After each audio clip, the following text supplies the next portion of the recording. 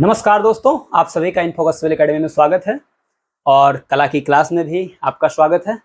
हम लोग पिछली क्लास में बेसिकली इससे पहले का सिलेबस देखे थे कि टीजीटी आर्ट में क्या क्या चीज़ें पूछी जाती हैं।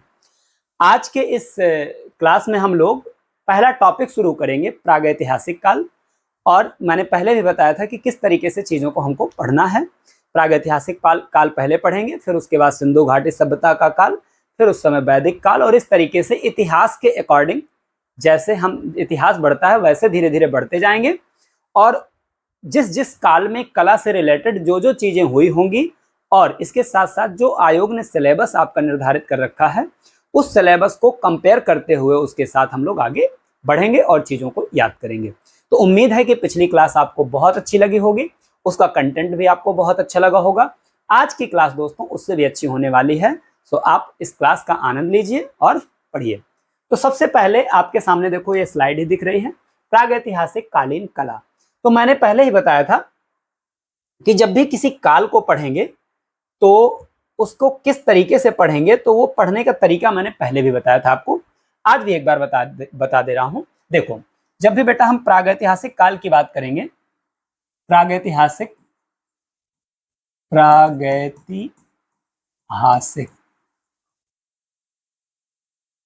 काल की बात करेंगे तो आपको पता है कि प्रागैतिहासिक काल इतिहास का सबसे प्राचीन कालों में से गिना जाता है।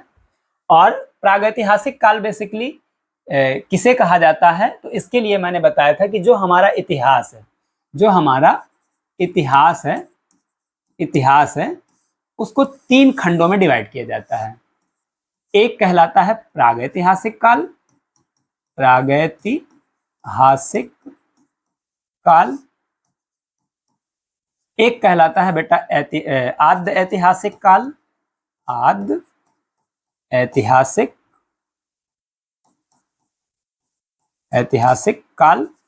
और एक कहलाता है बेटा ऐतिहासिक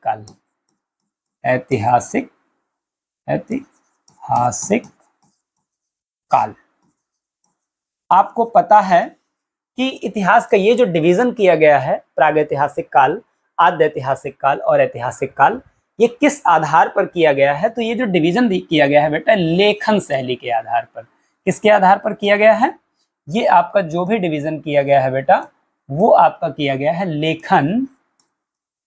लेखन शैली, लेखन के आधार पर। बेसिकली लेखन शैली कहना उचित नहीं रहेगा, सीधे हम लेखन कह सकते हैं, लेखन के आधार पर।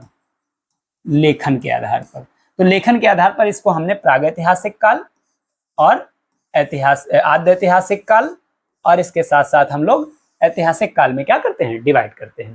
प्रागैतिहासिक काल मैंने बताया था पिछली क्लास में भी कि ऐसा काल जिस समय लिपि का ज्ञान नहीं था। आद्य ऐतिहासिक काल ऐसा काल जिस समय लोगों को लिपि का ज्ञान था, किंतु उनके द्वारा लिखी गई लिपि को आज तक पढ़ा नहीं जा सका। जैसे एग्जाम्पल के तौर पे आप कह सकते हैं सर सिंधु घाटी सभ्यता की लिपि। किसकी लिपि? सिंधु घाटी सभ्यता की जो लिपि है उसे, उस समय लिपि तो थी ही, कौन सी लिपि थी? तो कह दोगे सर उस समय भाव चित्रात्मक लिपि थी। लेकिन आज तक हम उस भाव चित्रात्मक लिपि अर्थात पिक्टोग्राफी, इसको हम आज तक पढ़ नहीं पाए हैं। इसका मतलब अगर इतिहास में सिंधु घाटी सभ्यता को आप डालेंगे तो इस 3 खंडों में से आप किस में डालेंगे? आद्य ऐतिहासिक काल में डालेंगे, ना तो उसको प्रागैतिहासिक में डालेंगे और ना ही ऐतिहासिक काल में डालेंगे। अच्छा, प्रागैतिहासिक काल, अच्छा इसको पहले थोड़ा समझ लें। ऐतिहासिक काल क्या होता है? जिस समय लोगों को लिपि का भी ज्ञान है और इस समय के द्वारा लिखी गई लिपि को हम लोग पढ़ भी सकते हैं। ठीक है ना? यहां से ये इसमें बेसिकली क्या क्या आ जाएगा? आपका वैदिक काल आ जाएगा। वैदिक काल से लेकर के संपूर्ण आधुनिक काल तक का जो कंप्लीट इतिहास है आपका इसके अंतर्गत शामिल हो जाएगा। आपको यह भी पता है कि प्रागैतिहासिक काल में पाषाण अर्थात और पत्थर, इनका बृहद स्तर पर प्रयोग किया गया। इसलिए इस संपूर्ण काल को हम लोग क्या करते हैं, फर्दर जो है 3 पार्ट्स में डिवाइड कर लेते हैं। शुरुआत वाला जो पार्ट कहलाता है वो आपका कहलाता है पूरा पाषाण काल, पूरा पाषाण काल। फिर उसके बाद का काल कहलाएगा बेटा मध्य पाषाण काल, मध्य पाषाण काल। और उसके बाद का कहलाएगा बेटा नवपाषाण काल। ठीक है ना। तो इस तरीके से हम लोग प्रागैतिहासिक काल को औजारों के आधार पर उसे पाषाण काल में अर्थात पूरा पाषाण काल, मध्य पाषाण काल और नवपाषाण काल में डिवाइड कर लेते हैं। ये पूरी तस्वीर कैसी है, कैसी चलनी है, इन सब चीजों की बात हम लोग अभी करने वाले हैं।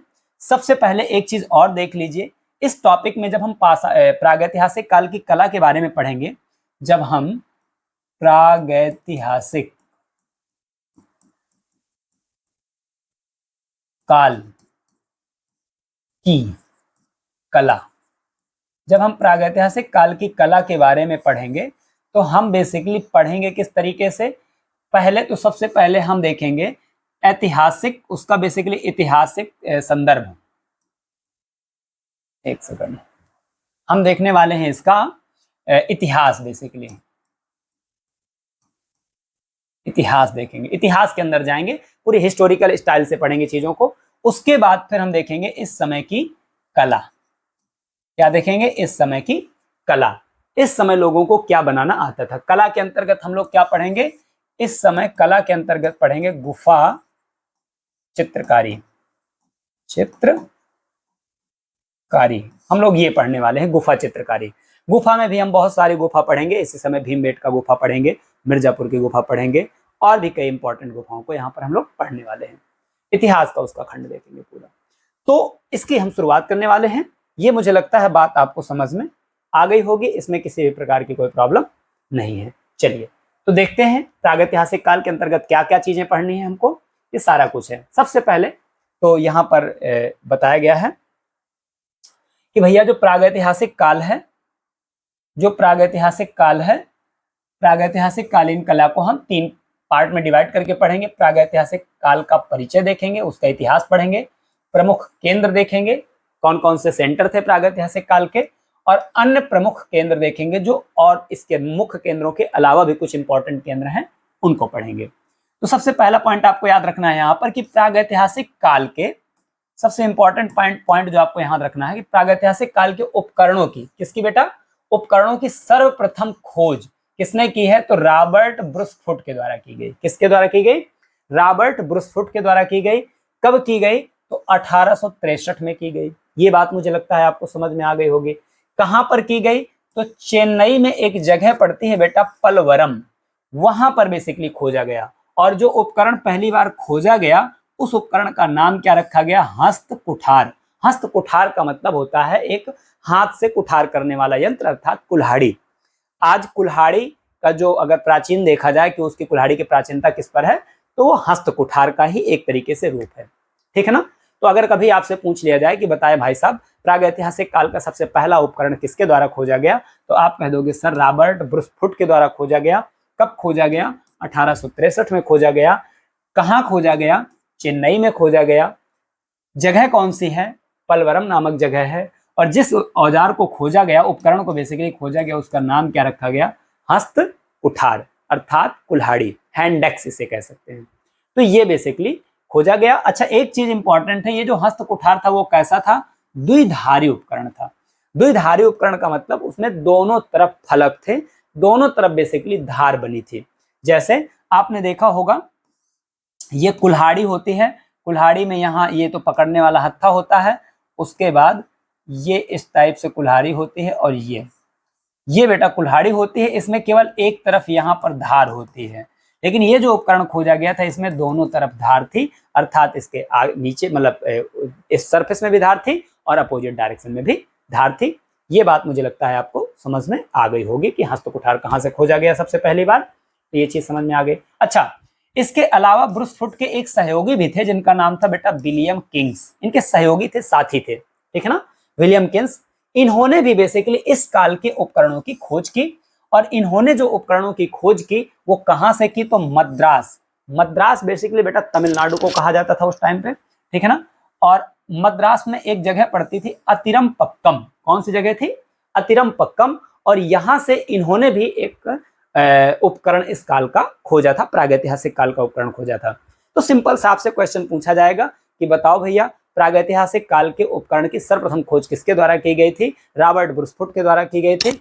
और कब की गई थी? 1863 में की गई थी, चेन्नई के पलवरम नामक स्थान से, ठीक है ना। और इसके साथ साथ अतिरमपक्कम से प्रागैतिहासिक कालीन उपकरणों की खोज किसके द्वारा की गई?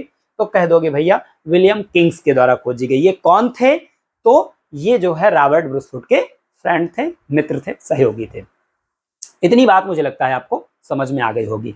अच्छा, उपकरणों की बनावट के आधार पर कि देखो पूरे प्रागैतिहासिक काल को कई सारे छोटे छोटे खंडों में भी देखा जाएगा, डिवाइड करेंगे। तो पूरे प्रागैतिहासिक काल में उपकरण अलग अलग समय पे अलग अलग टाइप के लोगों ने यूज किया। पहले जो यूज करते थे उपकरण तो बेढंगे हुआ करते थे, उनमें कोई शेप नहीं हुआ करता था। फिर देखेंगे कि उसके बाद जो उपकरण यूज किए गए हैं तो उसमें आप एक चीज देखेंगे कि भाई साहब एक तरफ धार बनाई जाने लगी, एक तरफ फलक बनाई जाने लगी। उसके बाद फिर आप देखेंगे उपकरणों में तो उसमें बेसिकली दोनों तरफ फलक बनाई जाने लगी। तो उसके बाद फिर आप देखेंगे कि उपकरणों को बिल्कुल पॉलिश्ड किया जाने लगा, ठीक है ना, उनका साइज छोटा कर दिया गया। तो इस तरीके से अगर पूरे प्रागैतिहासिक काल में अर्थात पूरे पाषाण काल में हम अगर देखें तो ये पता चलता है कि अलग अलग समय पर अलग अलग तरीके के उपकरण प्रयोग किए गए या उनमें परिवर्तन किया गया उपकरणों में। तो चूंकि उपकरणों में परिवर्तन किया गया और ये पूरा काल उपकरणों के प्रयोग के आधार पर और उनकी बनावट के आधार पर ही डिवाइड किया गया है, इसलिए हम कह सकते हैं कि उपकरणों की बनावट तथा उसके उपयोग के आधार पर प्रागैतिहासिक काल को बेसिकली हम विभाजित कर सकते हैं कितने खंडों में? 3 खंडों में। कैसे? सबसे शुरुआती जो लोगों का टाइम था या समय था वो था बेटा पुरापाषाण काल। कौन सा काल था? पुरापाषाण काल, ठीक है ना। प्रागैतिहासिक काल को 3 भागों में, किस आधार पर? उपकरणों की बनावट के आधार पर, ठीक है ना। पुरापाषाण काल, इसका जो टाइम पीरियड है, एक चीज मैं बेटा आपको बता दूं कि टाइम को लेकर के और डेट को लेकर के ज्यादा परेशान ना होइएगा। पुरापाषाण काल की डेट आपसे कभी नहीं पूछी जाएगी। एक अंडरस्टैंडिंग के लिए आपको दिमाग में ये रखना है कि भाई साहब पुरापाषाण काल का टाइम क्या था, तो आप कह सकते हो 25 लाख बीसी से लेकर के 12,000 बीसी। ये डेट आपको दिमाग में बैठाल के रखनी है। उसके बाद मध्य पाषाण काल, पुरापाषाण काल के बाद जब टाइम आएगा अगला तो उसे मध्य पाषाण काल कहेंगे। और इसकी जो है 12,000 से लेकर के 6,000 बीसी जो है इसका टाइम आता है मध्य पाषाण काल का। इसके साथ साथ बेटा नवपाषाण काल की जो डेट आपको याद रखनी है वो डेट याद रखनी है कि लगभग 6,000, ये सब लगभग में है बेटा चल रहा है, ठीक है ना। थोड़ा बहुत आगे पीछे भी हो सकता है, उसको उसमें आप डाउट में नहीं रहिएगा। फिलहाल डेट यही याद रखना है। नवपाषाण काल का जो टाइम पीरियड है वो 6,000 बीसी से लेकर के 1,000 बीसी है। आपको बीसी और एडी में किसी भी प्रकार का कंफ्यूजन नहीं होना चाहिए। देखो पूरा कंप्लीटली आपका पुरापाषाण काल, कंप्लीटली आपका इंडस वैली सिविलाइजेशन अर्थात सिंधु घाटी सभ्यता, और ऋग्वैदिक काल, उत्तर वैदिक काल, ऋग्वैदिक काल का ज्यादा मतलब कंप्लीटली ऋग्वैदिक काल हम कह सकते हैं, ठीक है ना, और उत्तर वैदिक काल, ये दोनों ही मतलब पूरी तरीके से वैदिक काल, सिंधु घाटी सभ्यता और पाषाण काल, ये सभी के सभी बीसी में चलेंगे, मतलब बिफोर ऑफ क्राइस्ट टाइम में चलेंगे। इन सब के डेट के पीछे बीसी लिखा होगा और डेट की डिजिट जो होगी वो बड़े से कम की तरफ जा रही होगी। ऐसा क्यों होगा जरा समझते हैं। ऐसा होने के पीछे का कारण क्या है? ऐसा होने के पीछे का बेटा कारण ये है कि जैसे एक चीज समझिएगा जरा, जैसे हम यहाँ पर बताते हैं, जैसे बेटा समय का जो डेट का निर्धारण है वो किस तरीके से किया गया है और बीसी एडी में क्या डिफरेंस होता है उसको भी यहाँ पर क्लियर कर देते हैं। क्योंकि ये छोटी छोटी चीजें जब क्लियर हो जाती है ना तब फिर हमें चीजें आसानी से समझ में आने लगती हैं। देखो मान लेते हैं कि ये एक बेस टाइम है, एक ये क्या है? Base time. हम मान लेते हैं कि ये बेस टाइम है और इस समय मान लेते हैं कि ईसा मसीह का जन्म हुआ था 1 एडी के आसपास। हम मान लेते हैं कि ईसा मसीह का जन्म हुआ था, ठीक है ना। इसके पहले का जो समय होगा, देखो अगर इसके इस तरफ चलेंगे तो हम 1 2 3 ऐसे ही तो चलेंगे, 1 2 3 100 1000, इस तरीके से आगे 2000, ठीक है, इस तरीके से आगे बढ़ेंगे। लेकिन जब हम इस तरफ से आ रहे होंगे जीरो की तरफ, इसको हम जीरो मान के चलते हैं, जब इस तरफ आ रहे होते हैं तब यहाँ पर 1 2 3 4 5 6। अब सब में अगर 100 लगा दोगे तो 500, ठीक है ना।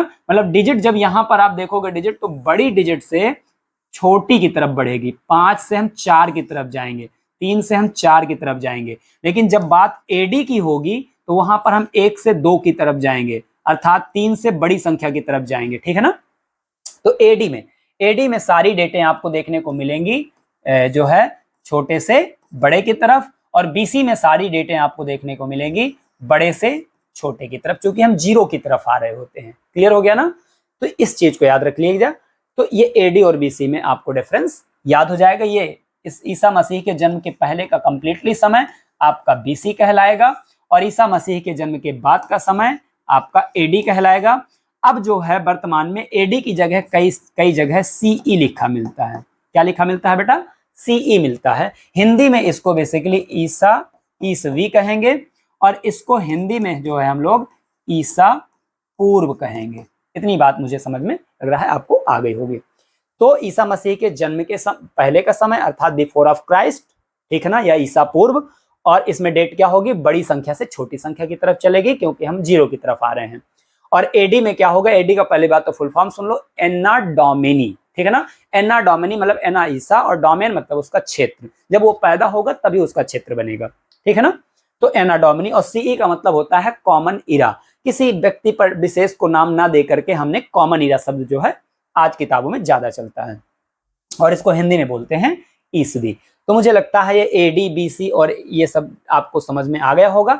इसीलिए आप देख रहे हैं कि प्रागैतिहासिक काल की जो मैंने आपको डेट लिखाई है, यहाँ पर 25 लाख से हम लोग 12,000 की तरफ आ रहे हैं, है ना। तो ये सब किस में चल रहा है बेटा? बीसी में चल रहा है। ये सारी डेटे देखो जीरो की तरफ पहुंच रही हैं। जीरो की तरफ जब चलोगे तो ज्यादा से कम की तरफ चलोगे, ठीक है ना। तो कुल मिलाकर के प्रागैतिहासिक काल को उपकरणों की बनावट तथा उनके उपयोग के आधार पर हमने कितने भाग में डिवाइड किया? पूरा पाषाण काल में। बेटा जब मैं ऐसे बोला करूं, जब आप वीडियो देखा करो, तो आप खुद से भी बोला करो। जैसे मैं बोल रहा हूं बेटा कितने भाग में डिवाइड किया गया, तो आप जब बोलते हो ना तो आपका कंसंट्रेशन लेवल अच्छा होता है, ठीक है ना। पढ़ाई में जो आपका कंसंट्रेशन लेवल है वो अच्छा होता है, और आपको कभी ये फील ही नहीं होगा कि हम ऑनलाइन क्लास पढ़ रहे हैं या ऑफलाइन क्लास पढ़ रहे हैं, ठीक है। तो मुझे लगता है आपको मेरी बात समझ में आ रही होगी और अच्छी लग रही होगी। अगर मेरी बात आपको समझ में आ रही है तो जरूर आप बताइएगा। चलिए हम बढ़ते हैं आगे। आगे जब हम बढ़ेंगे बेटा तो देखेंगे, अब इनका डिवीजन हम लोग देखते हैं। जैसे जो हमने पूरा पाषाण काल, मध्य पाषाण काल, नवपाषाण काल। अब हम सबसे पहले करेंगे क्या कि जो हमारा ये पूरा पाषाण काल है, एक सेकंड, पेन कहाँ चला गया। जो हमारा बेटा ये पूरा पाषाण काल है, इसको हम फर्दर डिवाइड करेंगे छोटे छोटे पार्ट्स में। इसको भी हम डिवाइड करेंगे छोटे छोटे पार्ट्स में। ये जो हमारा पूरा पाषाण काल है, इसको हम बेसिकली 3 पार्ट्स में डिवाइड करेंगे। निम्न पूरा पाषाण काल, उसके अलावा मध्य पूरा पाषाण काल, और इसके अलावा उच्च पूरा पाषाण काल। अर्थात पहले पूरा पाषाण काल को हम 3 पार्ट्स में डिवाइड करके देखते हैं। निम्न पूरा पाषाण काल, मध्य पूरा पाषाण काल और उच्च पूरा पाषाण काल। अभी हमने पूरा पाषाण काल को है डिवाइड किया। पूरा पाषाण काल देखो बेटा 25 लाख से लगभग 12,000 बीसी तक जाता है, जो कि एक बहुत लॉन्ग टाइम पीरियड है, और इस लॉन्ग टाइम पीरियड को हम नहीं समझ सकते एक साथ पढ़ के। इसलिए इतिहासकारों ने इसे 3 पार्ट्स में डिवाइड कर दिया। 3 पार्ट्स में क्यों डिवाइड किया? क्योंकि इस काल में हम देखते हैं कि समय समय पर औजारों में परिवर्तन दिख रहे हैं, और औजारों में ही परिवर्तन नहीं, स्थलों में भी परिवर्तन आपको देखने को मिल रहे हैं। इस टाइम पर स्थल कुछ दूसरे थे, इस टाइम पर जो मुख्य सेंटर थे वो कुछ दूसरे थे, और इस टाइम पर जो मेन सेंटर थे वो थोड़ा सा चेंज हो गए। इस टाइम पे अर्थात निम्न पूरा पाषाण काल पे जो औजार थे उनकी बनावट अलग थी। इस टाइम पे अर्थात मध्य पूरा पाषाण काल पे जो औजार यूज किए जाते थे उनकी भी बनावट अलग थी। तो इनमें अंतर है, इसीलिए इस कंप्लीट काल को हमने डिवाइड किया है। और अभी मैं आपको ये इतिहास है उसको इतिहास तरीके से पढ़ा रहा हूं। अभी मैं आपके इसकी कला के अंदर लेके चलूंगा, ठीक है ना। पूरी तैयारी होगी आपकी, कंप्लीट तैयारी, आपको कहीं किसी अलग जगह भटकने की जरूरत नहीं पड़ेगी। इसके बाद बेटा उच्च पूरा पाषाण काल। तो बताइए पूरा पाषाण काल को कितने भागों में डिवाइड किया गया? 3 भागों में। निम्न पूरा पाषाण काल, सबसे पूरा पाषाण काल का सबसे पुराना टाइम, उसके बाद मध्य पूरा पाषाण काल, और उसके बाद उच्च पूरा पाषाण काल। अब उच्च पूरा पाषाण काल के बाद बेटा आएगा कौन? मध्य पाषाण काल, और उसके बाद बेटा नवपाषाण काल। तो इस तरीके से पूरे पाषाण काल का डिवीजन किया गया है। उम्मीद है कि ये डिवीजन आपको बहुत अच्छे तरीके से समझ में आया होगा। अच्छा, एक चीज बात करते हैं कि क्या आखिरकार परिवर्तन हुआ, उसकी बात करते हैं। एक चीज बेटा बताएं कि निम्न पुरापाषाण काल जो था, ये जो डिवीजन किया गया है औजारों की बनावट के आधार पर किया गया है। तो मेन जो भूमिका होगी हमारी, औजार को देखेंगे कि इस टाइम पे औजार कैसे यूज होते थे, इस टाइम पे। तो याद रखना, इस टाइम पे जो औजार थे बेटा वो बेढंगे थे। बेढंगे मतलब उनका कोई फिक्स आकार नहीं था, बेढंग के। कहते नहीं यार तुम बड़े बेढंगे व्यक्ति हो, मतलब तुम्हारे अंदर कोई ढंग ही नहीं है, ठीक है ना, तुम्हारा कोई प्रॉपर शेप ही नहीं है, ऐसे लोगों को बेढंगा कह दिया जाता है। वैसे ही याद रखना कि निम्न पुरापाषाण काल के जो औजार थे वो कैसे थे, बेढंगे थे, अर्थात उनका कोई भी शेप फिक्स नहीं था, कोई भी उनकी आकृति निश्चित नहीं थी। और कैसे भी निश्चित होती, बहुत पुरानी बात हो रही है बेटा, प्रारंभ से 1 लाख BC तक के काल को देखो बेटा, इनकी डेटों को बिल्कुल मत याद करिएगा, केवल समझने के लिए है कि अच्छा इतनी पुरानी बात हो रही थी, ताकि आपको वो चीज समझ में आए। बाकी ये डेट आपके कभी नहीं पूछे जाएंगे, ठीक है ना। तो आप याद रखिएगा, इस समय के जो औजार थे वो बेढंगे थे, अर्थात उनमें कोई निश्चित आकृति, निश्चित बनावट नहीं हुआ करती थी। इसीलिए प्रश्न पूछा जाता है कि निम्न पुरापाषाण काल के औजार कहते थे बेढंगे थे, बिना किसी आकृति, निश्चित आकृति के थे। एक पॉइंट और याद रख लेना बेटा, इसको सोहन संस्कृति के नाम से भी जाना जाता है। किसको, निम्न पुरापाषाण काल को सोहन संस्कृति। ऐसा क्यों कहा जाता है, क्योंकि बेटा निम्न पुरापाषाण काल के ज्यादातर जो एविडेंसेस हमको मिले हैं वो इस क्षेत्र से मिले हैं। ये जो क्षेत्र पाकिस्तान में पड़ता है, ये बेटा सोहन नदी के आसपास का क्षेत्र है, और सोहन नदी का नाम है, ठीक है ना। और उसकी आसपास की घाटी में, जैसे सिंधु नदी की घाटी में सिंधु घाटी सभ्यता मिली हमको, वैसे ही सोहन नदी की आसपास बेसिकली निम्न पुरापाषाण काल का के जो है एविडेंसेस हमको ज्यादा मिले हैं, और इसीलिए बेसिकली इसको हम क्या कहते हैं, सोहन संस्कृति कहते हैं। अब मुझे पूरी उम्मीद है कि इसको सोहन संस्कृति कहा जाता है, और क्यों कहा जाता है ये बात आपको समझ में आ गई होगी। सोहन घाटी कहां पड़ती है, तो पाकिस्तान में पड़ती है, इस चीज को याद रख लीजिएगा, ठीक है ना। इसके बाद इसको बेटा एक और नाम दिया गया है, इसी संस्कृति को, इसी बेसिकली पुरापाषाण, निम्न पुरापाषाण काल को चापर चापिंग पेबुल संस्कृति भी कहा जाता है। ये भैया चापर चापिंग पेबुल संस्कृति क्या है, तो ये कुछ और नहीं है, इस समय के जो औजार लोगों को मिले हैं, इतिहासकारों को जो औजार मिले हैं, उन औजारों के बेसिकली उनके द्वारा रखे गए नाम है। एक चापर, जैसे आज चॉपर होता है ना, काटने वाला चाकू जैसा चॉपर, चॉपिंग, और पेबुल, पेबुल मतलब एक बर्छी जैसा, इस तरीके का औजार, ये पेबुल इस तरीके का, और चापर मतलब एक तरीके की ये चाकू छुरी जैसी औजार, इस तरीके का औजार, ठीक है ना। हालांकि इनका कोई ऐसा फिक्स शेप नहीं था, हल्का फुल्का ऐसा दिखे हैं, ठीक है ना, ऐसे नहीं थे जैसे मैंने बना दिए, ये हल्का फुल्का मतलब इस तरीके का, ये तुम चापर कह सकते हो इसको, ठीक है ना, और इसको तुम पेबुल कह सकते हो, इस टाइप से बना हो कुछ, ठीक, इस टाइप के बेसिकली औजार मिले हैं। तो कुछ नहीं, आपको ये याद रखना है कि निम्न पुरापाषाण काल में जो औजार मिले हैं, इतिहासकारों ने उनका नाम चापर, चापिंग और पेबुल रखा है। अर्थात चापर, चापिंग, पेबुल जैसे हथियार कहां से मिलते हैं, तो निम्न पुरापाषाण काल से मिलते हैं, ठीक है ना। इसीलिए बेसिकली इस टाइम को हम क्या कहते हैं, चापर चापिंग पेबुल संस्कृति कह देते हैं। कोई डाउट नहीं होगा। इसी समय आपको हस्तकुठार प्राप्त होता है, अर्थात हैंडेक्स प्राप्त होती है, और इसीलिए बेसिकली इसको हैंडेक्स संस्कृति कह देते हैं। देखो, हर चीज के पीछे कारण होता है, इस संसार में कोई भी चीज बिना कारण के कभी होती ही नहीं है, हर चीज कारण पे आधारित होता है। कई बार हमें वो लगता है कि यार ये कैसे हो गया, इसके पीछे कोई कारण नहीं है, बस उसे हम देख नहीं पाते हैं, वरना कारण हर चीज के पीछे होता है। ऐसा कोई क्रिया नहीं है जो बिना कारण के आ जाए। क्लियर हो गया ना। तो ये जो भी चीज हुई है बेटा, इनका सबका अपना नाम है, और नाम के पीछे इनका अपना कारण है, ठीक है ना। तो मैं आपसे अगर पूछूं कि बताइए हैंडेक्स संस्कृति किसे कहा जाता है, तो मुझे लगता है आप जरूर जवाब दे देंगे। मैं अगर आपसे पूछूं बताइए चापर चापिंग पेबुल संस्कृति किसे कहा जाता है, तो आप कह देंगे सर निम्न पुरापाषाण काल को कहा जाता है, ठीक है ना। निम्न पुरापाषाण ये काल कब था, तो कह दोगे सर जो पुरापाषाण काल था उसका जो सबसे प्रारंभिक काल था उसे हम निम्न पुरापाषाण काल कह देते हैं। क्लियर हो गया ना। चलिए, इस समय सर औजार कैसे यूज होते थे, सर इस समय औजारों का कोई निश्चित शेप नहीं हुआ करता था, और इसलिए ये बेढंगे हुआ करते थे, इनका कोई निश्चित आकृति नहीं थी। चलिए कोई बात नहीं है। मनुष्य कैसा था इस समय? तो भैया मनुष्य पूरे कंप्लीटली प्रागैतिहासिक काल में मनुष्य शिकारी रहेगा, ठीक है ना। पूरा कंप्लीटली जो प्रागैतिहासिक काल है उस टाइम पे मनुष्य कैसा होगा अगर आपसे कभी पूछ लिया जाए, और ऐसे बहुत क्वेश्चन रिपीट होते हैं बेटा, याद रख लेना कंप्लीटली पाषाण काल में मनुष्य आपको शिकारी ही होगा। शुरुआत में भी शिकारी था और मनुष्य तो ससुर आज भी शिकारी है। आज भी आदमी बहुत ज्यादा जो है मांस मीट इन सब चीजों पर संलिप्त है। हालांकि शाकाहार सबसे बेस्ट है, आप कभी खाइए, अगर नहीं खाते हैं तो खाइए, बाकी सबका सब भोजन सब है, बस इतना याद रखना थाली में है सो भोजन है, फिर कुछ भी हो, ठीक। अगर तुम्हारे पास परोस के आया है थाली में तो उसे भोजन समझो, उसे कुछ और मत समझो। चलिए, मनुष्य कैसा था बेटा? शिकारी था, क्लियर हो गया ना। उसके बाद मनुष्यों का जीवन के बारे में यहाँ कहे कि मनुष्य जीवन कैसा जीता था, ठीक है ना। उसकी लाइफ स्टाइल कैसी थी? वो बेड में सोता था क्या? भैया पूरा पाषाण काल में बेडेड नहीं हुआ करते थे, ठीक है ना। कहाँ था जीवन इसका, किस तरीके से रहता था? तो याद रखना, जैसे आज जानवर होता है अन्ना जानवर, जिसे हम अनेर जानवर भी कहते हैं, ठीक है ना। अन्ना आप जानते होंगे, अन्ना जानवर, ठीक है ना, या अनेर शब्द प्रयोग किया जाता है। मतलब ऐसे जो छुट्टा जानवर होते हैं, बस खाना मिल गया खा लिया, कहीं इधर लेट गए कहीं उधर लेट गए, जहां मिला बस खाना, 24 घंटे केवल खाने की तलाश में इधर उधर भटकते रहना।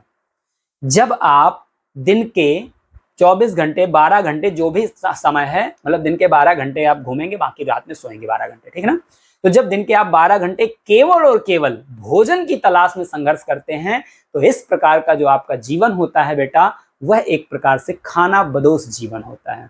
ये शब्द बड़ा इंपॉर्टेंट है, खाना बदोश। खाना बदोश का मतलब होता है कि जब व्यक्ति केवल खाने के लिए संघर्ष करता है। आप में से आप कभी सोचिएगा कि क्या आप लोग 12 घंटे में से कितने घंटे खाने के लिए सोचते हैं? शायद जब भूख लगती होगी बस उसी टाइम आप खाने के लिए सोचते होंगे, बाकी आप खाने के लिए नहीं सोचते होंगे। और भी बहुत कुछ है सोचने के लिए, उनका रिचार्ज भी कराना है, चाची से बात करना है, मतलब सबका अपना अपना पूरा सिस्टम है, ठीक है ना। सबके पास अपने बहुत सारे काम है खाने के अलावा। और आज भी आप देखेंगे कुछ ऐसे लोग होते हैं जो दिन भर भोजन मांगते हैं, दिन भर भोजन की तलाश करते हैं, ताकि शाम को एक वक्त का उनको भोजन मिल जाए।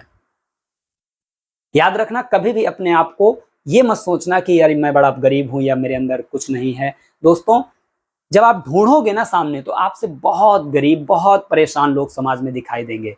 और कभी कभी आप जाकर के ऐसे लोगों को जरूर देखा करो, उनकी मैं तो कहता हूं हेल्प किया करो। जब उनकी आप हेल्प करोगे तब आपको जीने की प्रेरणा मिलेगी कि यार मैं तो बहुत संपन्न हूं। क्लियर हो गया ना। तो जीवन कैसा था इस समय का बेटा? खाना बदोश जीवन हुआ करता था, जानवरों जैसा जीवन जीते थे ये, कंप्लीटली जानवर जैसा, एनिमल लाइफ, ठीक है ना। तो इतनी बात समझ में आ गई। तो खाना बदोश जीवन था, ठीक है। ये इस गलत थोड़ा लाइन लिख गई है, इसको काट दो, ठीक। सोहन घाटी की बात यहां पर लिखी है कि ये कहां पड़ती है, तो आधुनिक पाकिस्तान में थी, पाकिस्तान में है। निम्न पुरापाषाण काल का जो है ये सबसे प्रसिद्ध स्थल था, जिसकी मैंने चर्चा यहाँ पर की। तो क्या केवल सोहन घाटी वाले क्षेत्र से निम्न पुरापाषाण काल की चीजें मिली हैं क्या? नहीं भैया, थोड़ा सा और एक दो क्षेत्र हैं, जैसे डीडवाना क्षेत्र राजस्थान में पड़ता है, ये भी इसी काल से संबंधित है। आपका उत्तर प्रदेश में एक जगह पड़ती है बेटा, इलाहाबाद के पास बेलन घाटी, बेलन नदी यहाँ पहले कभी प्रवाहित हुआ करती थी, तो बेलन घाटी उत्तर प्रदेश में पड़ती है। ये भी क्षेत्र बेसिकली आपका इसी काल से संबंध रखता है। और इसके साथ साथ आपको दक्षिण में देखेंगे तो ये पलवरम है और ये आपका अतिरमपक्कम है। तो ये क्षेत्र आपके जो है कंप्लीटली क्षेत्र बिलोंगिंग टू निम्न पुरापाषाण काल। तो मुझे लगता है ये बात आपको समझ में आ गई होगी, ठीक है ना। इसके बाद बेटा अगला बात करते हैं मध्य पुरापाषाण काल की। अच्छा, हमने इस काल की बात कर ली, मनुष्य कैसा था, कैसे औजार यूज करते थे, क्या उसके रहने का तरीका था। अब बात करते हैं थोड़ा सा आगे। समय गुजरता है इतिहास का और नया काल आता है। बेसिकली नया काल बनाया गया मध्यपुरा पाषाण काल। डेट थोड़ा सा आप याद कर सकते हो, 1 लाख से लगभग 40,000। ये सब कुछ बेटा लगभग में है, इतिहास की डेटें ये ज्यादातर लगभग में है। सिंधु घाटी सभ्यता से जो डेटें मिलेंगी वो डेटें आपकी एग्जैक्ट होंगी और उनकी प्रॉपर आपको याद करनी होंगी। उससे पहले की जो ज्यादा डेटें हैं उन डेटों में आप ज्यादा एफर्ट मत करिएगा, ज्यादा आप परेशान मत होइएगा। और एक चीज मैंने ये भी बता दी कि टीजीटी के आर्ट के कला के क्लास में आपको एक एग्जाम में कंप्लीटली देखेंगे कि डेटों का कुछ महत्व ज्यादा ही है। कलाकार की उम्र याद करना, उसकी डेट ऑफ बर्थ याद करना, मृत्यु की डेट ऑफ उस याद करना, मतलब डेटें बहुत याद करनी पड़ेंगी। बस मेरे ऊपर अगर आपको भरोसा है, आप इस क्लास को केवल कंटिन्यू कम से कम एक वीडियो को 2-2 बार कम से कम देखते जाइएगा। मैं वादा करता हूं आपको हर एक बंदे की डेट और हर चीज याद हो जाएगी आपको, ये मेरा वादा है आपसे, ठीक है ना। तो आपको मध्य पुरा पाषाण काल की बात करते हैं। देखो क्या परिवर्तन हुआ, तो इस समय जैसे औजारों में कोई विशेष शेप नहीं था, इस समय क्या कर दिया गया कि औजारों में देखो एक तरफ हमने क्या बनाने लगे, एक तरफ बेसिकली हम लोग बनाने लगे उसमें क्या भैया, तो एक तरफ हम लोग बनाने लगे ऐसे धार, एक तरफ ऐसे धार बनाने लगे, ये धार बना दिया, मतलब इस तरफ से इसको काटा जा सकता था किसी भी चीज को, ठीक है ना। तो एक तरफ धार बनाने लगे और ये एक अमूलचूल परिवर्तन था पिछले काल से, ठीक है ना। इसीलिए याद रखना, जब किसी एक तरफ धार, बेसिकली इसको हम क्या कह सकते हैं, आम बोलचाल भाषा में धार कहते हैं, लेकिन इसका सही नाम होता है बेटा फलक। क्या नाम होता है, फलक। फलक का मतलब ही होता है धार, ठीक है ना। तो हम लोगों ने क्या किया, या हम लोगों में से हम लोगों के ही कोई उस समय रहा करते थे, इसलिए अगर मैं बोलूं हम लोगों ने किया तो कोई गलत नहीं है। और आप जब भी इस टॉपिक को पढ़ें, तो जब भी किसी टॉपिक को पढ़ें तो आप अपने आप को उस टाइम पर जाके ले जाएं और फिर उस टॉपिक को पढ़ें, फिर देखिए वो टॉपिक कितना बेहतरीन समझ में आता है। आप पाषाण काल की बात करें तो तुम खुद सोचो कि यार मैं जी रहा हूं पाषाण काल में, या मैं जी रही हूं पाषाण काल में, मैं भी वहां का एक सदस्य हूं। और फिर मैं जब देखूंगा चारों तरफ फैक्ट को पढ़ते हुए, तो मुझे सारी चीजें विजुअलाइज हो जाएंगी और सारी चीजें याद हो जाएंगी, ठीक है ना। तो फलक संस्कृति इसको हम कहते हैं, क्यों कहते हैं, क्योंकि इस समय औजारों में क्या बनाए जाने लगे बेटा, फलक बनाए जाने लगे। फलक मतलब एक तरफ धार बनाई जाने लगी, अभी तक यहां कोई धार नहीं बना करती थी।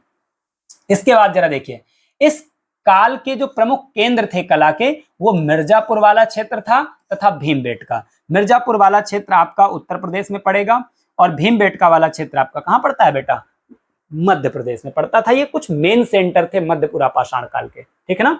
भीमबेटका बहुत इंपॉर्टेंट है, इसको याद रख लेना। सबसे पहले चित्रकारी के प्रमाण आपको यहीं से देखने को मिलेंगे, ठीक है ना। मनुष्य शिकारी जीवन जीता था, ठीक है ना। मैंने कहा पूरे कंप्लीट पाषाण काल में मनुष्य शिकारी जीवन जिएगा, ठीक है ना। और जो चित्र बनाता था मनुष्य, उसमें ज्यादातर किसके फिगर हुआ करते थे, शिकार के चित्र हुआ करते थे। इसीलिए आप पढ़ते हैं कि प्रागैतिहासिक कालीन चित्रकला की जो विशेषताएं हैं उनमें जब देखेंगे तो आप पता कर पाएंगे कि ज्यादातर चित्रों में किसके चित्र पाए जा रहे हैं, शिकार के चित्र पाए जा रहे हैं। तो ये चीज याद रख लेना। इस काल के जो स्थल हैं आपको, वो राजस्थान में से आपको पुष्कर और सिंगी तालाब देखने को मिल जाएगा। उत्तर प्रदेश में आपको 3 स्थल मिल जाएंगे, चकिया मिल जाएगा, सिंगरौली और बेलन घाटी मिल जाएगा। सिंगरौली बेटा मिर्जापुर में पड़ती है, बेलन घाटी बेटा आपका प्रयागराज में पड़ती है, और चकिया आपका प्रतापगढ़ डिस्ट्रिक्ट में आपको देखने को मिल जाएगा। उसके बाद इसके बाद झारखंड में एक जगह सिंह भूमि है, यहां से भी इस काल के प्रमाण प्राप्त होते हैं। और मध्य प्रदेश में भीमबेटका तो फेमस है ही, उसकी कोई बात ही नहीं करो। और इसके अलावा बेटा महाराष्ट्र में नेवासा नामक स्थल से भी हमें मध्यपुरा पाषाण काल के एविडेंसेस प्राप्त होते हैं। तो मुझे लगता है ये बात आपको समझ में आ गई होगी। इसके बाद बात करते हैं हम लोग उच्चपुरा पाषाण काल की। और उच्चपुरा पाषाण काल में क्या किया गया, यहाँ कोई शेप नहीं किया गया, यहाँ एक तरफ धार बना दी गई, यहाँ बेटा दोनों तरफ धार बना दी गई। औजार इस तरीके से कुछ हुआ करते थे, और इस तरफ से भी धार बना दी गई औजार में, मतलब इस तरफ भी एक फलक और इस तरफ भी एक फलक बना दिया गया, मतलब दोनों तरफ फलकों का निर्माण कर दिया गया। और दोनों तरफ फलक, आप खुद सोचिए, अपने चारों तरफ जरा निगाह डालिए और देखिए कि तुम्हारे चारों तरफ ऐसी कौन सी चीज है जिसके दोनों ओर फलक होते हैं, दोनों ओर धार होते हैं। तो आप पाएंगे कि भैया देखो, पुरुष तो बहुत जल्दी पता कर लेंगे कि ये कौन सी चीज है। आप भी इस समय, हमारे इस समय के जीवन में ऐसी कौन सी चीज है, देखो हम लोग जो कुल्हाड़ी यूज करते हैं बेटा, उसमें एक तरफ फलक होती है कि नहीं होती, एक तरफ फलक होती है और एक तरफ कुछ दूसरी तरफ से हम लोग काट नहीं सकते हैं, ठीक है ना। हाशिया जो आपने देखा होगा, उसमें भी बेटा एक तरफ फलक होती है, दूसरी तरफ उसका जो सरफेस होता है वो बोल्ड होता है, अर्थात उससे हम कोई चीज काट नहीं सकते। और आप देखेंगे खुरपी होती है, या जितने भी औजार आपके आसपास दिखाई देंगे, सब में एक तरफ फलक पाई जा रही है। एक ऐसा फलक, एक ऐसा औजार होगा, एक ऐसा चीज है जिसमें बेटा दोनों तरफ धार होती है। आप जरूर सोचिएगा वो क्या होती है। मुझे लगता है आप अभी तक सोच चुके होंगे। वो चीज होती है ये, अभी मैं उसका चित्र बना दूंगा, आप समझ जाएंगे कि सर हाँ, इसका तो यूज हमें हर हफ्ते होता है, ठीक है ना। ये भाई साहब, मुझे लगता है ये आप लोग सब लोग जानते होंगे। ये क्या बनी है बेटा, ब्लेड बनी है। और ब्लेड में आपने देखा हो इधर से भी कटिंग करने की पूरी व्यवस्था होती है और इधर से भी पूरी तरीके से व्यवस्था होती है कटिंग करने की। इसका मतलब ब्लेड एक ऐसी चीज है जिसमें दोनों तरफ, ब्लेड बेसिकली उसे कह रहे हैं जिसमें दोनों तरफ क्या पाए जाते हैं, कटिंग सरफेस पाए जाते हैं। इसीलिए याद रखना उच्च पुरापाषाण काल में जो मनुष्य था उसने औजारों में बेसिकली दोनों तरफ उसने क्या कर दिया, धार बना दिया, ताकि औजार को इधर से भी काटा जा सके और इधर से भी, मतलब औजार से हम चीजों को इधर से भी काट सकें और इधर से भी काट सकें। यही कारण है कि उच्च पुरापाषाण काल को बेसिकली हम लोग ब्लेड संस्कृति के नाम से जानते हैं। किसके नाम से जानते हैं, ब्लेड संस्कृति के नाम से जानते हैं। तो कभी भी आपसे अगर किसी ने पूछ लिया या टीजीटी के एग्जाम में या अदर किसी एग्जाम में आपसे, देखो ये जो क्लास होगी मेरी टीजीटी की वो आपको डाइवर्सिव बेनिफिट पहुंचाएगी। टीजीटी में तो बेनिफिट पहुंचाएगी ही पहुंचाएगी, उसके साथ साथ यदि आप कोई दूसरा एग्जाम देते हैं, नेट जेआरएफ का एग्जाम देते हैं और जिसमें हिस्ट्री से रिलेटेड चीजें हैं, और भी कोई अगर एग्जाम देते हैं, कॉम्पिटिटिव एग्जाम देते हैं जिसमें हिस्ट्री या जीएस से रिलेटेड चीजें हैं, तो उम्मीद है मुझे कि मैं जो चीज आपको बताऊंगा वो बहुत बेहतरीन होंगी और वो फंसेंगी भी जरूर, मतलब आपको मिलेंगी भी जरूर वो चीजें, ठीक है ना। और बहुत बेहतरीन मजा आएगा पढ़ने में। तो ब्लेड संस्कृति किसे कहते हैं, उच्च पुरापाषाण काल को कहते हैं। चापर चापिंग टेबल संस्कृति किसे कहते हैं, तो आप कहोगे सर निम्न पुरापाषाण काल को कहते हैं। अगर मैं कहूं आपको बताइए फलक संस्कृति किसे कहते हैं, तो मध्य पुरापाषाण काल को कहते हैं।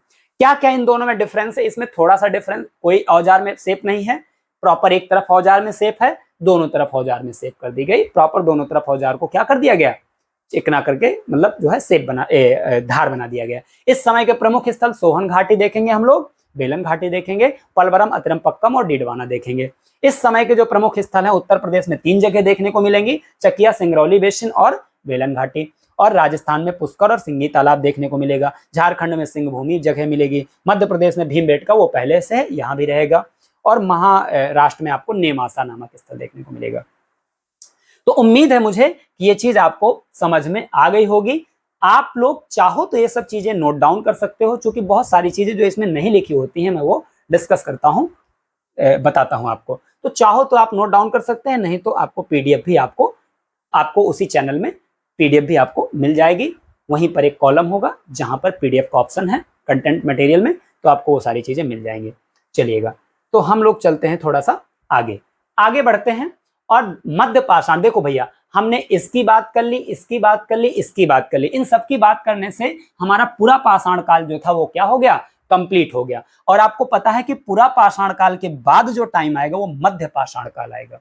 इस समय जब कंप्लीटली मानव खाना बदोश जीवन जिएगा और शिकारी जीवन होगा, शिकारी इस समय भी जीवन होगा। बस इस समय एक ऐसा काम हो जाएगा जिसके कारण इस कंप्लीट टाइम को इस कंप्लीट टाइम से अलग पढ़ते हैं, सेपरेट करके पढ़ते हैं। ऐसा क्या था, मैं आपसे जानना चाहता हूं, ऐसा क्या था, ऐसा इतिहासकारों को क्या मिला कि पूरे पुरापाषाण काल को मध्य पाषाण काल से एकदम सेपरेट करके पढ़ना पड़ा। ऐसी कौन सी खोज हो गई इस समय जिसने इस इतिहास को ही बदल दिया, मतलब पुरापाषाण काल से मध्य पाषाण काल में इतिहास चला गया। ऐसा क्या परिवर्तन हुआ कि मध्य पाषाण काल से हम लोग नवपाषाण काल में, नौ ही शब्द क्यों बोला गया उसको, तो कुछ तो बहुत बड़ा परिवर्तन हुआ होगा। कोई तो ऐसी चीज हुई होगी जिसके कारण हम इसको अलग से पढ़ते हैं इससे, और इसको अलग से पढ़ते हैं इसके कंपैरिजन में। वही हमें देखना है। तो मैं एक संक्षिप्त शब्दों में अगर आपको बताना चाहूं तो एक चीज याद रख लेना बेटा, इस समय एक बहुत बड़ा कांड हो गया था, वो है पशुपालन। वो क्या है बेटा, पशुपालन।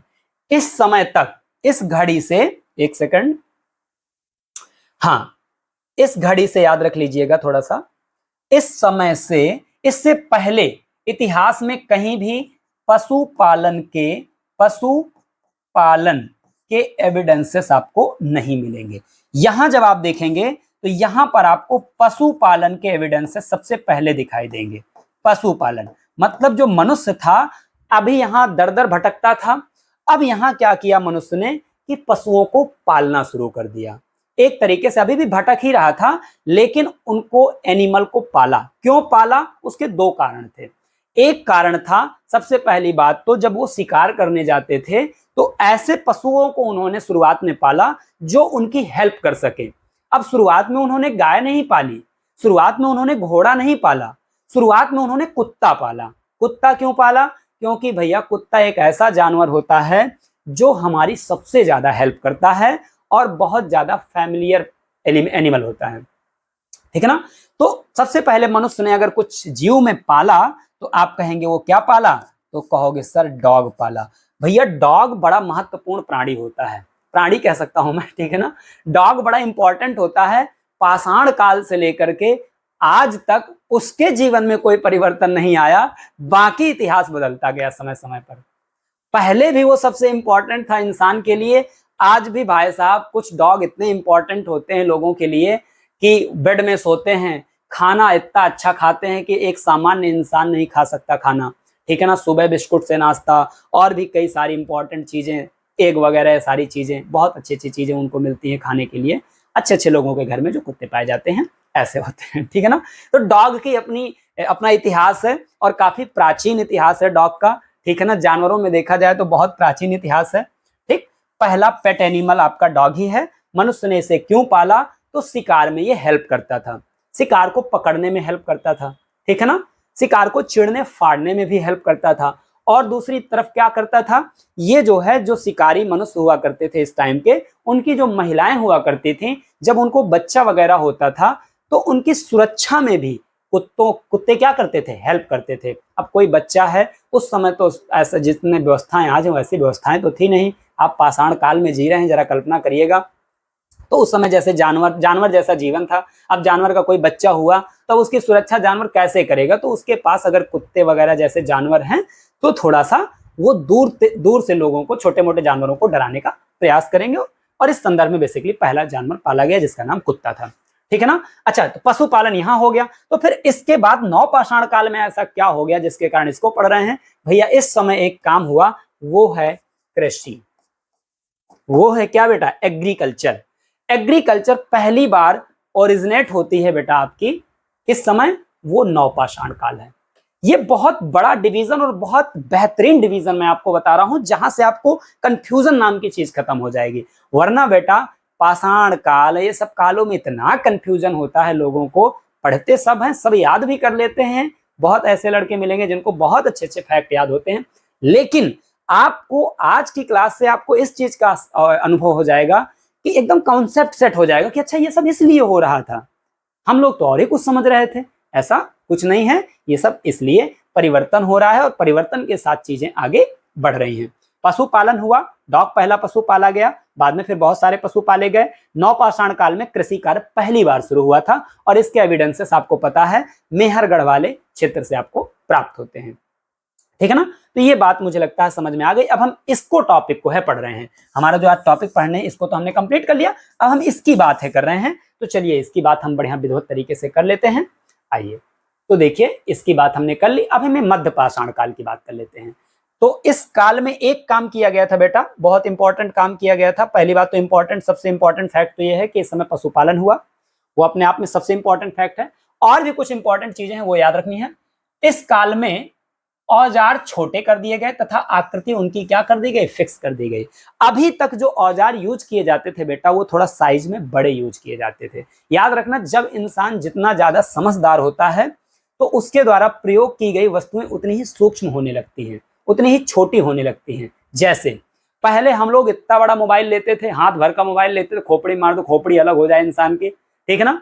जैसे जैसे समय गुजरा, टेक्नोलॉजी आगे बढ़ी, मोबाइल का आकार छोटा होता चला गया और आज आप देखते हैं मोबाइल एक घड़ी में भी है, ठीक है ना। इतनी छोटी सी डिवाइस में मोबाइल मतलब कंप्लीट है, सारे जो फंक्शन है वो घड़ी में भी हो रहे हैं, जो डिजिटल घड़ी आ रही है। तो टेक्नोलॉजी आगे बढ़ रही है। पहले आप देखेंगे कंप्यूटर इतना बड़ा होता था कि जैसे घर है इतना बड़ा कंप्यूटर हुआ करता था। आप जब कंप्यूटर का इतिहास पढ़ेंगे, समय के साथ देखेंगे कि कंप्यूटर छोटा होता गया, पीसी आया, पीसी के बाद लैपटॉप आया, अब टैबलेट आने लगा, ठीक है ना, उनसे भी छोटी चीजें आने लगी। तो कुल मिलाकर के टेक्नोलॉजी जैसे जैसे बढ़ती है, मनुष्य का मस्तिष्क का विकास जैसे जैसे होता है, उसके द्वारा जो वस्तुएं प्रयोग की जाती हैं वो छोटी छोटी होने लगती हैं।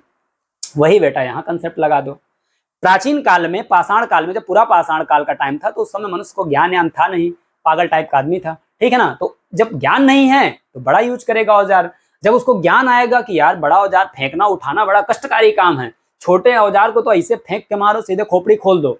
तो जो है मध्य पाषाण काल में लोगों को इस तरीके का ज्ञान हुआ और इसी वजह से मध्य पाषाण काल में लोगों ने औजार के आकारों को क्या कर दिया, छोटा कर दिया। क्लियर हो गया ना। और आकृति क्या कर दी, एकदम निश्चित कर दी। आकृति तो पहले भी निश्चित हो गई थी, इस समय आकृति और ज्यादा केयरफुल निश्चित कर दी, ठीक है ना। इस काल में मनुष्य ने सर्वप्रथम एक काम बेटा किया, वो काम क्या है, पशुपालन। क्या काम किया बेटा, पशुपालन। और पाला गया पहला पशु क्या है, तो डॉग है। पाला गया पहला पशु क्या है बेटा, वो डॉग है, अर्थात कुत्ता है। क्लियर हो गया ना। पशुपालन के साक्ष्य हमें कहां से प्राप्त होते हैं, तो कह दोगे भैया दो जगह हैं जिनसे हमें पशुपालन के पहले साक्ष्य प्राप्त होते हैं। एक जगह बेटा ये राजस्थान में पड़ता है बागोर, बहुत इंपॉर्टेंट नाम है, याद रख लीजिएगा। एक जगह पड़ती है राजस्थान में बागोर, और दूसरी जगह जो आपकी पड़ती है वो मध्य प्रदेश में पड़ती है आदमगढ़। आदमगढ़ है बेटा, आजमगढ़ अलग है, आजमगढ़ उत्तर प्रदेश में पड़ता है, ये आदमगढ़ है, ठीक है ना, ये दा है। तो आदमगढ़ ये जगह ये है, और बागोर बेटा एक जगह ये है, ये जगह पड़ती है राजस्थान में, और आदमगढ़ बेटा पड़ता है आपका मध्य प्रदेश में। ये दो एक ऐसे सेंटर थे इस टाइम के जहां से हमें सबसे पहले पशुपालन के साक्ष्य प्राप्त होते हैं।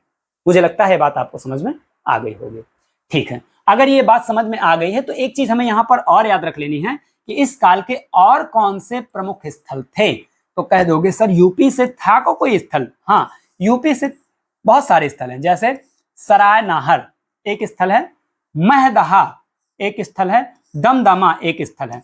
ये सभी स्थल प्रतापगढ़ी लोगों को पता होंगे कहाँ हैं, क्योंकि आपको पता है कि ये सारे के सारे स्थल महदहा हो गया, सराय नाहर हो गया, दमदमा हो गया, उत्तर प्रदेश के स्थल हैं। और आपका कहाँ मिलेंगे, ये सभी के सभी आपको प्रतापगढ़ डिस्ट्रिक्ट कहाँ मिलेंगे, प्रतापगढ़ के पेरिफेरल जोन में, मतलब आसपास ये सब आपको देखने को मिल जाएंगे। क्लियर हो गया। इसके बाद गुजरात में इस काल का कोई जगह मिलती है क्या, हाँ भैया गुजरात में एक जगह है लंघनाज। क्या है, लंघनाज। वो भी जगह बेसिकली मध्य पाषाण काल से बिलोंग करती है, तो ये याद रख लीजिएगा। मध्य प्रदेश से और कौन कौन सा है, भीमबेटका तो है ही, और नर्मदा घाटी है, ठीक है ना। आपको इतनी बात समझ में आ गई। अब यहीं से रिलेटेड एक चीज याद रख लेना, जो ये महदहा है ना बेटा, बहुत इंपॉर्टेंट है। क्यों इंपॉर्टेंट है, क्योंकि मध्य पाषाण काल में इस महदहा नामक स्थान से 14 सवाधान, ठीक है ना, डेड बॉडी के जो सवाधान हैं वो प्राप्त हुए हैं, जिनमें स्त्री और पुरुष को एक साथ दफनाया गया है। मतलब स्त्री और पुरुष को एक साथ ही एक ही कब्र में दफनाया गया है। ये अपने आप में बहुत बड़ी बात है, ठीक है ना। इसलिए बड़ी बात है क्योंकि इससे कहीं ना कहीं सती होने के एविडेंसेस हमको सामने आते हैं। हो सकता था, अब ये बात कितनी सही है ऐसा इतिहासकार कहते नहीं है कि यहाँ पर सती प्रथा जैसी कोई चीज थी, लेकिन कहीं ना कहीं हमको ये चीज सामने आती है कि 14 सवाधान स्त्री और पुरुष को भी एक ही साथ एक ही कब्र में दिखाई देते हैं। वो जगह कौन सी है बेटा, महदहा। एक स्थान है बेटा मौदहा, वो हमारा शहर है, ठीक है ना, हमारा एक तरीके से होम सिटी है छोटा सा। ये है बेटा महदहा, ये प्रतापगढ़ वाले क्षेत्र में पड़ता है, ठीक। तो यहां पर हमें ये चीज मिली। महदहा से ही और क्या मिला, इस काल में हड्डी के आभूषण, मतलब उस समय भैया सोना चांदी हीरा मोती तो चलता नहीं था, ना लोगों की वहां तक पहुंच थी हीरा मोती सोना चांदी तक। तो उस समय सुंदर दिखने के लिए लड़कियां क्या करती थी, लेडीजें क्या कर रही होंगी, आज की डेट में भाई साहब चले जाओ तो जाने क्या क्या टांग लेती हैं, ठीक है ना। तो उस समय जो है, आज से 5000 6000 7000 साल पुरानी जो बात चल रही है, उस समय लेडीजें अपने आप को सुंदर दिखाने के लिए गले में हार पहना करती थी, मतलब अलग अलग हार वगैरह, बाजूबंद वगैरह इस टाइप से। लेकिन वो सारी चीजें बनी हुआ करती थी किससे, हड्डियों से बनी होती थी। आज भी अगर आप किसी आदिवासी क्षेत्र में चले जाएंगे तो वहां की जो स्त्रियां होती हैं वो अस्थियों से बने आभूषण का आज भी प्रयोग करती हैं, ये बात आप जानते होंगे। और एक चीज पता होगी आपको, हाथी दांत की इंटरनेशनल मार्केट में इतनी वैल्यू रहती है, इसकी वैल्यू इसलिए रहती है क्योंकि इससे आज भी वर्तमान में भी बहुत पैसे वाले लोग इससे बने आभूषणों को प्रयोग करते हैं, पहनना चाहते हैं, और इसीलिए उसकी डिमांड ज्यादा रहती है। जिसकी डिमांड ज्यादा होती है उसी की वैल्यू ज्यादा होती है। क्योंकि एक इतिहास में आप जब एक नाम सुनेंगे एडम स्मिथ, एडम स्मिथ एक ऐसा व्यक्ति है जिसने डिमांड एंड सप्लाई का रोल दिया था। ये इकोनॉमी में आप पढ़ेंगे, जब कभी इकोनॉमी पढ़ेंगे तो हाँ ये डिमांड एंड सप्लाई का रोल पढ़ेंगे। और उसने बताया था कि भाई साहब किसी वस्तु की अगर कीमत बढ़ जाए तो उसकी डिमांड ऑटोमेटिक बढ़ जाती है, और अगर डिमांड बढ़ जाती है तो कीमत बढ़ जाती है। क्लियर, तो ये बात मुझे लगता है समझ में आ गई होगी। एक चीज और है, दमदमा जो क्षेत्र है, दमदमा से क्या मिला है, तो यहां से एक ही कब्र से 3 मानव कंकाल, मोस्ट इंपॉर्टेंट बेटा, इसको बिल्कुल घोंट के पी लीजिए, ठीक है ना। एक ही कब्र में 3 मानव कंकाल के जो एविडेंसेस हैं हमें कहां से मिले हैं, दमदमा से मिले हैं। दमदमा कहां है, उत्तर प्रदेश में। कहां पर, प्रतापगढ़ वाले क्षेत्र में। क्लियर हो गया। उसके बाद जो नर्मदा घाटी मध्य प्रदेश में है, नर्मदा घाटी के हथनेरा, मतलब इस क्षेत्र में एक जगह पड़ती है बेटा हथनेरा, हथनेरा से सर्वप्रथम मानव अस्थि पंजर मिला है, कंप्लीट मानव का एक अस्थि पंजर मिला है। और ऐसा कहा जाता है कि ये जो अस्थि पंजर है होमो इरेक्टस का है। ये होमो इरेक्टस कौन सी बला है? ये इंसानी इतिहास का एक ऐसा इंसान जो सबसे पहली बार इस पृथ्वी में खड़े होकर के चलना सीखा था। याद रख लेना, इंसानों का जब इतिहास पढ़ा जाता है तो आप देखेंगे कि इसकी शुरुआत बंदरों से मानी जाती है और समय समय पर जो है उनमें परिवर्तन होते रहे। शुरुआत में मनुष्य बंदरों की जैसा था, उससे बाद में फिर मनुष्य ने जो है पेड़ों के नीचे उतरा, फिर मनुष्य धीरे धीरे ऐसे ऐसे चलता था। उसके बाद फिर मनुष्य धीरे से हमारे जैसे तन के मतलब सीधे चलने लगा। तो कुल मिलाकर के इस पृथ्वी में पहला ऐसा मानव जो दो पैरों का प्रयोग करते हुए सीधे चलने वाला था, वो पहला मानव होमो इरेक्टस था। और इसके एविडेंसेस हमें जो है नर्मदा घाटी के हथनेरा से प्राप्त होते हैं। क्लियर हो गया ना? चलिएगा, इसकी इतनी बात मुझे लगता है आपको समझ में आ गई होगी। इसके बाद बेटा सांभर झील क्षेत्र से इस काल में सर्वप्रथम वृक्षारोपण के साक्ष्य प्राप्त होते हैं मध्य पाषाण काल में। वो भी कहां से? सांभर झील। ये कहां पड़ता है बेटा? राजस्थान में पड़ता है। सांभर झील का क्षेत्र कहां पड़ता है? राजस्थान में। सांभर झील भी वहीं पड़ती है। भारत की सबसे बड़ी खारे पानी की झील कहा जाता है उसे। ठीक है ना? तो मुझे लगता है ये बात आपको समझ में आ गई होगी। मध्य पाषाण काल के बारे में आप सबको समझ चुके होंगे। हम बढ़ते हैं थोड़ा सा आगे, बात करते हैं नवपाषाण काल की। नवपाषाण काल में जो इंपॉर्टेंट पॉइंट है वो यही है। आपको नवपाषाण काल में जो इंपॉर्टेंट चीजें याद रखनी है वो ये याद रखनी है कि भैया ये जो टाइम था, नवपाषाण काल का जो समय है, इस काल में मानव ने सर्वप्रथम क्या काम किया? कृषि कार्य शुरू किया। सर्वप्रथम मानव ने क्या कार्य किया बेटा? कृषि कार्य शुरू किया। क्या किया मेरे भैया? कृषि कार्य शुरू किया। और कृषि कार्य शुरू जब हुआ तो मजबूरीवश लोगों को क्या बनाने पड़े? मजबूरीवश लोगों को क्या बनाने पड़े? अपने झोपड़ियां बनानी पड़ी।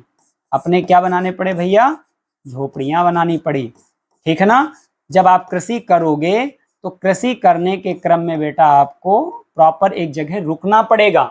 अगर आप नहीं रुकोगे तो आपके खेत में जो भी बोया है सब जानवर खा जाएंगे कि नहीं खा जाएंगे? यही कारण है कि इतिहास में पूछा जाता है कि इतिहास में सबसे पहले स्थायी निवास घर किसका पहचान है? घर बेटा पहचान है स्थायी निवास का। स्थायी निवास, स्थायी निवास। इतिहास में सबसे पहले स्थायी निवास की अगर बात की जाए तो किस काल से पता चलती है? नवपाषाण काल में शुरुआत होती है स्थायी निवास की। क्यों स्थायी निवास शुरू हुआ? क्योंकि इस काल में मनुष्य ने क्या चालू कर दिया था? कृषि काम चालू कर दिया था। कृषि काम चालू करने से लोगों को कृषि की सुरक्षा के लिए, अपनी फसलों की सुरक्षा के लिए वहां पर रुकना पड़ा और इस वजह से उन्होंने अपना स्थायी निवास शुरू कर दिया। तो बात अगर स्थायी निवास की हो या बात कृषि की हो, ये दोनों ही कार्य बेटा किस काल में हुए? आपका नवपाषाण काल में हुए। मुझे लगता है ये बात आपको समझ में आ गई होगी। अब इस कृषि के जो साक्ष्य हैं बेटा, इस कृषि के जो साक्ष्य हैं वो हमें कहां से मिलते हैं? तो ये बेटा मिलते हैं हमको मेहरगढ़ से। कहां से? मेहरगढ़ से पहले साक्ष्य मिलते हैं। ये मेहरगढ़ भैया कहां है? तो ये वर्तमान के पाकिस्तान में है। वर्तमान पाकिस्तान कहां पे है? वर्तमान पाकिस्तान। किस नदी के किनारे है बेटा? बोलन नदी के किनारे। बोलन नदी के किनारे। बोलन नदी के किनारे है बेटा ये। बोलन लिखना किनारे, बेलन ना लिख लेना, क्योंकि बेलन नदी जो है प्रयागराज में है। कहां पे है? प्रयागराज। ये इस क्षेत्र में प्रवाहित होती थी और ये बोलन नदी जो है बेसिकली ये यहां पर है। अगर पाकिस्तान का कौन सा प्रांत कहा जाए तो पाकिस्तान में भी अगर कहा जाए तो बलूचिस्तान प्रांत। कौन सा बेटा? बलूचिस्तान प्रांत। यहां पर बेसिकली ये मेहरगढ़ में सबसे पहले एविडेंसेस मिले हैं कृषि के। क्लियर हो गया ना? सबसे पहले किस चीज की खेती की गई? तो कहोगे सर जौ की खेती की गई। किसकी खेती की गई? जौ। जौ को यव कहा गया है। क्या कहा गया है? वेदों में यव शब्द बोला जाता है जौ को। तो जौ लिख के आ जाए या यव लिख के आ जाए, दोनों। इसके बाद फिर गेहूं की भी खेती, चावल की भी खेती के प्रमाण आपको मिलेंगे। ये सारी चीजें आपको देखने को मिलेंगी, ठीक है ना। चावल की भूसी के प्रमाण सबसे पहले हमें इलाहाबाद के कोल्डिहुआ से देखने को मिल जाते हैं। तो ये सारी चीजें बेसिकली हुई, ठीक है ना। कृषि के प्राचीनतम साक्ष्य मेहरगढ़ से प्राप्त होते हैं। मेहरगढ़ बलूचिस्तान में स्थित है, बोलन नदी के किनारे है। मेहरगढ़ से जौ, गेहूं, कपास, इंपॉर्टेंट है, कपास के भी साक्ष्य देखो इस समय हमको मिलने लगते हैं। इसलिए हम कह सकते हैं कि नवपाषाण काल में ही मनुष्य ने सबसे पहले कपड़ा पहनना शुरू किया, कपड़े से अपने आप को थोड़ा बहुत ढकना शुरू किया। उससे पहले तो भाई साहब पत्तों से काम चलाता था। क्लियर हो गया ना। तो कपास उत्पादन के भी हमें प्राचीनतम साक्ष्य किस काल से प्राप्त होते हैं? नवपाषाण काल से। तो मुझे उम्मीद है कि नवपाषाण काल भी आपको समझ में आ गया होगा। अभी तक जो बेटा हमने पढ़ा, अभी तक जो हमने पढ़ा वो क्या पढ़ा? तो अभी तक जो हमने पढ़ा वो बेसिकली ये डिवीजन पढ़ा कि प्रागैतिहासिक काल को किस तरीके से डिवाइड किया। ये पूरा हमने पढ़ लिया, ये वाला पार्ट, अर्थात प्रागैतिहासिक काल का परिचय हमने ये पढ़ा। क्लियर हो गया ना। अब हम पढ़ने वाले हैं प्रागैतिहासिक काल के प्रमुख केंद्र। किस चीज से रिलेटेड होंगे? वो कला से रिलेटेड होंगे। क्लियर हो गया ना। तो अब हम बात करते हैं प्रागैतिहासिक काल के कला। पहले ये कला की विशेषता देख लेते हैं कि इस काल की कला की विशेषता की थी, बाद में केंद्र देख लेते हैं। चलिए कोई बात नहीं, कोई बात नहीं, पहले विशेषता देख लेते हैं। सबसे पहले हम देख लेते हैं, अब विशेषता ही आ गया है वही, उसी को देख लेते हैं। तो अब हम देखेंगे कि प्रागैतिहासिक कालीन कला की क्या विशेषता थी। कला की क्या विशेषता थी, उस समय कला में क्या क्या था इंपॉर्टेंट। अब ये बहुत इंपॉर्टेंट है फॉर द टीजीटी, ठीक है ना। कैसे? चित्रों का विषय क्या था? तो प्रागैतिहासिक काल के बारे में तो सीख ही चुके भैया। मनुष्य जब शिकारी होगा, पूरा जीवन उसका शिकार पर निर्भर होगा, तो अब वो मोनालिसा की पेंटिंग तो नहीं बनाएगा, न लियोनार्डो दा विंची जैसे कोई पेंटिंग बनाएगा। तो वो करेगा क्या? वो शिकार और आखेट पर ही आधारित कोई चित्र बनाएगा। क्लियर हो गया ना। तो चित्रों का विषय कैसा था? शिकार व आखेट पर आधारित था। मुख्यतः चित्र गुफा, चट्टानों की दीवारों व छतों पर बने हुआ करते थे, अर्थात भित्ति चित्र हुआ करते थे, दीवारों पर बनाया करते थे, चट्टानों पर, ठीक है ना। चित्र बनाए जाने का मुख्य उद्देश्य क्या था, मतलब ये लोग क्यों चित्र बनाते थे? तो अगर मैं तुमसे पूछूं, बताओ आप लोग क्यों चित्र बनाते हो? कभी मन करता है चित्र बनाने का? हाँ, चित्र बनाने के पीछे कई कारण होते हैं। कई बार हम लोग चित्र इसलिए बनाते हैं कि समाज में अपना एक संदेश भेजने के लिए, ठीक है ना। ऐसे कई आप चित्र देखते होंगे जो समाज में, ज्यादातर जो पुराने चित्र बनाए गए समाज में संदेश को प्रचारित करने के लिए, अपनी संस्कृति को उजागर करने के लिए भी चित्र बनाए गए। अलग अलग उद्देश्य हो सकता है अलग अलग चित्रों का। फिलहाल यहाँ पर चित्र जो बनाए गए उनका जो मुख्य उद्देश्य था, भय को शांत करना। इसको शांत करना, भय को शांत करना, और इसके साथ साथ मनोरंजन, ठीक है ना। डर शांत हो, इसीलिए आप देखेंगे कि ऐसे चित्र बनाए गए कि दो चार आदमी हैं, एक शिकार कर रहे हैं गैंडे का, ठीक है ना, बाइसन का शिकार कर रहे हैं। इस तरीके के चित्र बनाए गए हैं, शिकार करते हुए चित्र कि इंसान कर सकता है, इसलिए डरने की आपको जरूरत नहीं है। तो कुल मिलाकर के चित्रों को उद्देश्य था भय को शांत करना तथा मनोरंजन। और कहीं कहीं आप देखेंगे नृत्य का चित्र मिलेगा, तो खुशी के लिए है, खुश रहने के लिए। चलिए, शैली कैसी थी? ज्यादातर गुफाओं में क्षेपांकन शैली का प्रयोग किया गया है। ये भैया क्षेपांकन शैली क्या होता है? कुछ नहीं, इस शैली के तहत क्या किया जाता है कि मीडियम को, जिसका चित्र बनाना है उसको हम बीच में, जैसे हमको इस पंजे का चित्र बनाना है तो हमने इसको रख दिया ऐसे, और इसके बाद फिर हम क्या करेंगे, इस तरीके से। देखो भैया बोर्ड है तो इसमें चलेगा नहीं। अब जैसे मीडियम को हमने सामने रख दिया, और मीडियम को सामने रख करके हमने इस तरीके से उसके चारों तरफ हमने क्या कर दिया, इस तरीके से हमने चारों तरफ पेंटिंग कर दी, मतलब कलर कर दिया या ड्रॉ कर दिया। तो ये इसको बाद में मीडियम को हमने हटा लिया, फिगर हमको मिल गया, ठीक है ना। तो इसे कहते हैं क्षेपांकन शैली। और प्रागैतिहासिक काल में जो चित्रकला हमें दिखाई देती है उसमें कोई पूछे किस शैली का प्रयोग किया गया है, तो क्षेपांकन शैली का प्रयोग किया गया है। क्षेपांकन शैली क्या होती है? तो इसके अंतर्गत जो माध्यम होता है उसको बीच में रखकर उसके बाहरी भागों को रंग से भर दिया जाता है, और माध्यम का उभरा हुआ चित्र हमें प्राप्त हो जाता है। मीडियम को हटा लेते हैं तो उभरा हुआ चित्र हमको दिखाई देने लगता है, ठीक है ना। इसके हम एविडेंसेस कहां से? तो बिहार की कोहबर तथा मिर्जापुर के सोहरो घाट शैलाश्रयों से इस प्रकार के तरीकों का प्रयोग करके चित्र के एविडेंसेस हमको प्राप्त होते हैं। याद रखना, सोहरो घाट से हाथ के छापे का जो चित्र मिला है वो क्षेपांकन शैली से ही निर्मित है। और ज्यादातर चित्र, देखो मैं सब चित्र नहीं कह रहा हूं, लेकिन ज्यादातर चित्र बेसिकली इस शैली में निर्मित किए गए, क्षेपांकन शैली में। रंग को गीला करने हेतु ये लोग क्या करते थे? तो भैया रंग को गीला करने के लिए ये लोग पानी का प्रयोग तो थोड़ा बहुत करते ही थे, उसके साथ साथ जो आपको याद रखना है वो बेटा ये याद रखना है कि ये लोग पशुओं की चर्बी का प्रयोग करते थे, उसमें रंग को घोलते थे। इससे होता क्या है, रंग की इंटेंसिटी बढ़ जाती है, रंग की बेसिकली रंग का जो टाइम है वो बढ़ जाता है, जल्दी रंग फेड नहीं होता, ज्यादा समय के लिए रंग टिक सकता है। इसलिए रंग की क्या करते थे, पशुओं की चर्बी को रंग में मिलाते थे, उसको थोड़ा सा गीला करने के लिए। रंग कैसे यूज करते थे, तो अगर मैं आपसे पूछूं, ये सब रटने को तो रट सकते हो कि रंग भैया रेड गेरुआ यूज करते थे, चल गया।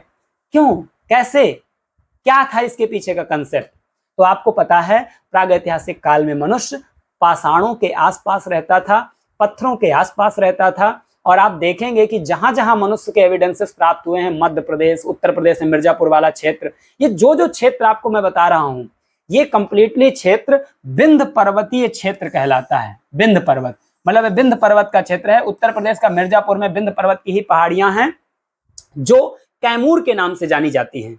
विंध्य पर्वत की ही हैं, लेकिन उन्हें कैमूर के नाम से जाना जाता है उत्तर प्रदेश वाले क्षेत्र में, ठीक है ना। तो इस तरीके से, और बाकी ज्यादातर गुफाएं आपकी मध्य प्रदेश वाले रीजन से पाई गई हैं, और मध्य प्रदेश में विंध्य और सतपुड़ा पर्वत पाए जाते हैं। तो आप देखेंगे कि विंध्य पर्वत किससे बना है, तो विंध्य पर्वत बेटा लाल बलुआ पत्थर से बना है, लाल बलुआ पत्थर। अब पूरा पर्वत ही बेटा किससे बना है, लाल बलुआ पत्थर से बना है।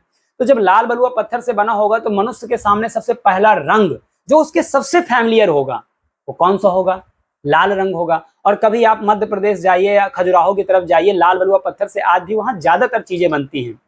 तो वो रंग देखना कैसा होता है, उसका रंग गेरुआ होता है। लाल बलुआ पत्थर का रंग कैसा होता है, गेरुआ टाइप का होता है। यही कारण है कि मनुष्य के संपर्क में सबसे पहले जो रंग आया वो इंडियन रेड अर्थात गेरुआ रंग आया, क्योंकि पत्थर ही ऐसा था, वहीं रहता था तो वो देखेगा। और इसके साथ साथ लकड़ी जब जलाता था तो काला रंग मिल जाता था।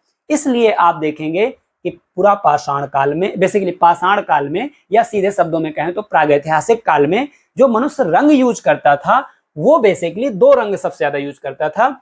और वो दो रंग कौन से थे, सबसे महत्वपूर्ण रंग था गेरुआ जो सबसे ज्यादा यूज होता था। और डिजाइनिंग के लिए ये लोग यूज करते थे चारकोल का यूज करते थे, चारकोल डिजाइनिंग बनाने के लिए किसका यूज करते थे, तो चारकोल का यूज करते थे। क्यों यही रंग यूज करते थे, सिंपल सी बात है भैया, सबसे ज्यादा समझ में उनको यही आया होगा, वही इनके सामने रहा होगा।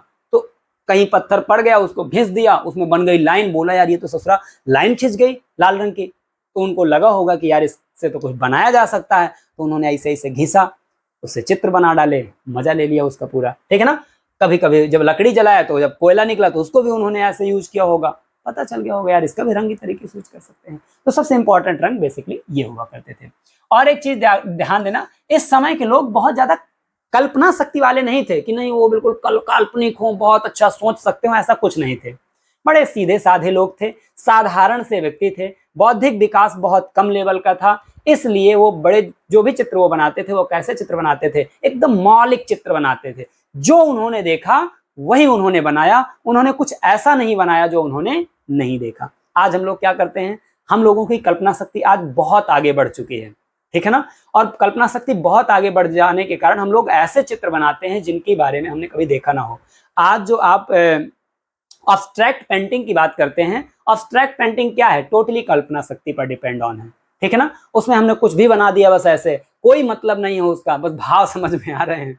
तो ऐसी पेंटिंग बेसिकली ये लोग नहीं बनाते थे, ये लोग करते थे मौलिकता पर आधारित थी इनकी जो भी पेंटिंग थी, जो देखा इन्होंने वही बनाया, और उसमें बहुत ज्यादा इधर उधर बदलाव करने का प्रयास नहीं किया, सिंपल एकदम बना दिया, ठीक है ना। मानव कैसा था, शिकारी तथा खाना बदोश। मानव में जादू टोने में विश्वास के बेसिकली साक्ष्य प्राप्त होते हैं। इस समय जादू टोने जैसी सिचुएशन इनके दिमाग में आती है। ये पता कैसे चलता है, क्योंकि इनके क्षेत्रों से हमें स्वास्तिक और चतुष्कोण जैसे जो सिंबल्स हैं वो दिखाई देते हैं, जो कि अपने में ज्योतिषी से रिलेटेड होते हैं। तो ये बात समझ में आ गई होगी। तो मुझे लगता है ये बात भी आपको समझ में आ गई है, इसमें किसी भी पॉइंट में आपको कोई डाउट नहीं होगा। चलिए, अगर यहां पर कोई डाउट नहीं है तो हम लोग थोड़ा सा आगे चलते हैं और देखते हैं प्रागैतिहासिक कालीन चित्रकला के प्रमुख केंद्रों की बात हम कर रहे हैं आप लोग, ठीक है ना। प्रमुख केंद्रों की बात कर लें, चलिएगा।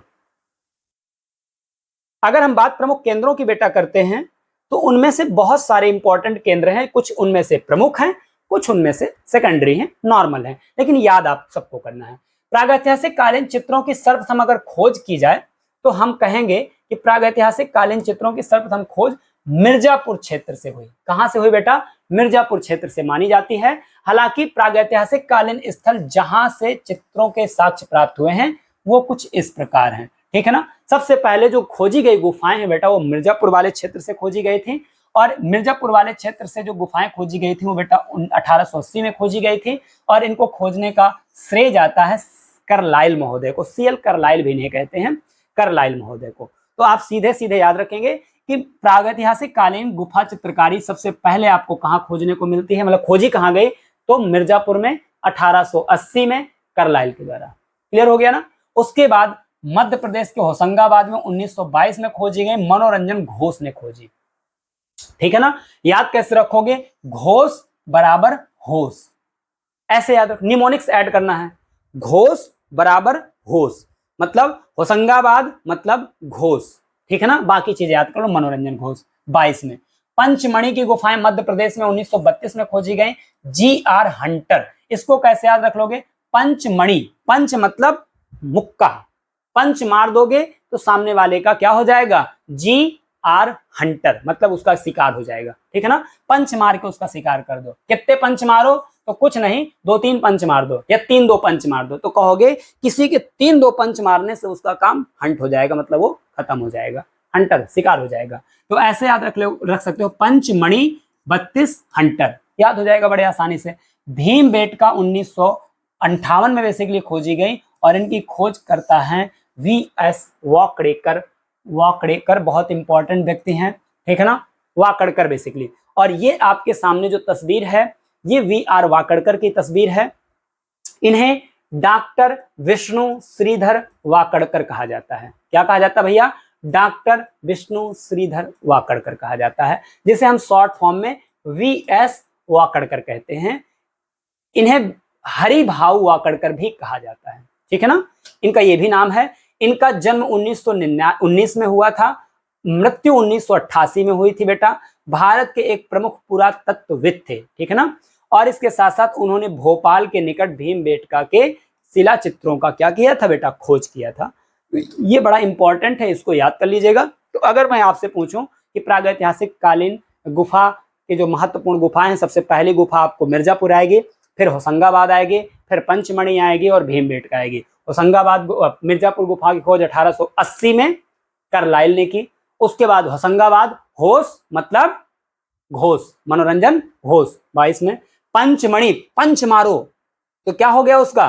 कितने मार दो? 3 और 2 मार दो, मतलब 32 लास्ट में, तो उसका काम हो गया खत्म, अर्थात वो हंट हो गया, ठीक। भीमबेटका 58 में वाकड़कर, ठीक है ना, वाकड़कर, VS वाकड़कर अर्थात विष्णु श्रीधर वाकड़कर, ठीक है ना। तो इसको कैसे याद रख लोगे? विष्णु का शरीर एकदम भीम जैसा है, ठीक है ना, ऐसे भी याद, जो भी आप ऐड कर सकते हो। देखो अगर आप सीधे सीधे इसको रटना चाहें तो मैं कहता हूं ऐसा कभी मत किया करो। आप ज्यादातर चीजें को रिलेट करके याद किया करो, क्योंकि जब आप को रिलेट करके याद करोगे ना, तो जब एग्जाम में बैठोगे ना तो हजारों डेट तुम्हारे दिमाग में घुसेंगी, तो वहां कंफ्यूजन पैदा होगा, और कंफ्यूजन पैदा हो गया तो आता क्वेश्चन गलत हो जाएगा। और अगर आपने किसी चीज से उसको कोरिलेट कर रखा है तो कंफ्यूजन जैसी कोई चीज ही नहीं होगी। अब मैं कहता हूं तुम भूल के दिखा दो कि होशंगाबाद की जो गुफाएं हैं मध्य प्रदेश में, उनकी खोज किसने की थी, तो मुझे लगता है अब अगर आप चाहोगे कि नहीं हम भूल जाएंगे, हम ना याद करेंगे, तब भी कहोगे घोष मतलब होश, अर्थात घोष। बस छोटा सा पीछे घोष लगा दिया, आप दिखाओगे। पंचमणि की गुफाएं अगर मैं कहूं भूल के दिखा दो, अगर हिम्मत हो आपके अंदर, तो कहोगे सर पंचमणि की गुफाएं, पंच मतलब मारना, पंच मुक्का, और किसी को मुक्का मार दोगे तो उसका शिकार हो जाएगा, अर्थात हंटर। क्लियर हो गया ना। तो इस तरीके से मैं अभी बहुत सारी डेटें याद कराऊंगा। ये छोटी छोटी चीजें हैं, आप इनको छोटे से ही आपका घड़ा भरता है बड़ा वाला, ठीक है ना, एक एक बूंद से ही घड़ा भर जाता है। इसके बाद सिंघनपुर की गुफाएं छत्तीसगढ़ में हैं। चक्रधर की गुफाएं बेटा बिहार, ये पहले बिहार में करती थी, अब इनको झारखंड लिख लेना, झारखंड। क्लियर हो गया ना, झारखंड। अगर बिहार ऑप्शन आए तो बिहार भी टिक कर सकते हो। पहाड़गढ़ क्षेत्र की गुफाएं बेटा मध्य प्रदेश के मुरैना जिले में पड़ती हैं। शिवपुरी की गुफाएं आपका मध्य प्रदेश में पड़ती हैं। बांदा की गुफाएं ये मेहरे गांव के बगल में पड़ती हैं, अर्थात उत्तर प्रदेश में पड़ती हैं। और कुप्पगल्लू की गुफाएं कर्नाटक में पड़ती हैं, और विलासरंगम की गुफाएं आपका कुरनूल जिला आंध्र प्रदेश में ये सारी गुफाएं आपको देखने को मिलेंगी। तो मुझे उम्मीद है कि ये चीजें आपको समझ में आई होंगी, बहुत अच्छी तरीके से समझ में आई होंगी। आज की क्लास को हम यहीं पर ऑफ करते हैं। नेक्स्ट क्लास में हम इन सभी गुफाओं के बारे में डिटेल से चीजों को पढ़ने वाले हैं। तब तक के लिए इस क्लास को यहीं पर समाप्त किया जाए। जय हिंद।